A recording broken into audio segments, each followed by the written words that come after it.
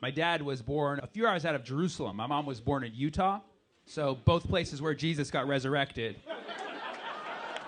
Now, my great-grandma was born in Bethlehem, and I tell people this, they're like, oh, Bethlehem, Pennsylvania? I'm like, yeah, that's the one. She was Amish. She grew up in the Holy Land next to Scranton. She knew the three wise men from Dunder Mifflin. Come on! Everybody knows Bethlehem, birthplace of Jesus, the savior of most people in this country. Yet if you ask most people in this country to point it out on a map, they're pointing to Pennsylvania. That's a problem. My niece asked me over Christmas. My niece is 5 years old. She said, where's Bethlehem? I was like, oh, here we go. I gotta give her the simplest answer you can, a 5-year-old, but I also gotta keep it real. So I was like, technically Bethlehem is in Palestine, but America, we don't recognize Palestine as a country, so technically it's in the Palestinian territories, specifically the West Bank. It was part of Israel, but they handed it over to the Palestinian National Authority in 1995 under the interim agreement of Sub.5, Section 2 of the UN resolution at the Oslo Accords. Thanks, Bill Clinton. This was pre-Monica, never mind.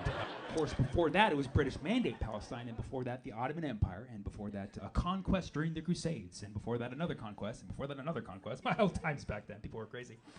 Before that, the Roman Empire, because it was the law. Before that, Judea. Shout out to my Zionists. Before that, the Canaanites. Yes, we Canaanites is what they did not say. I made that up. Before that, random tribes from Africa. Black Lives Matter. And before that, it was the dinosaurs, if you believe in those. Did they teach you those? And of course, before all of that, it was just lots and lots of rocks, which, as we know, belong to the Palestinians.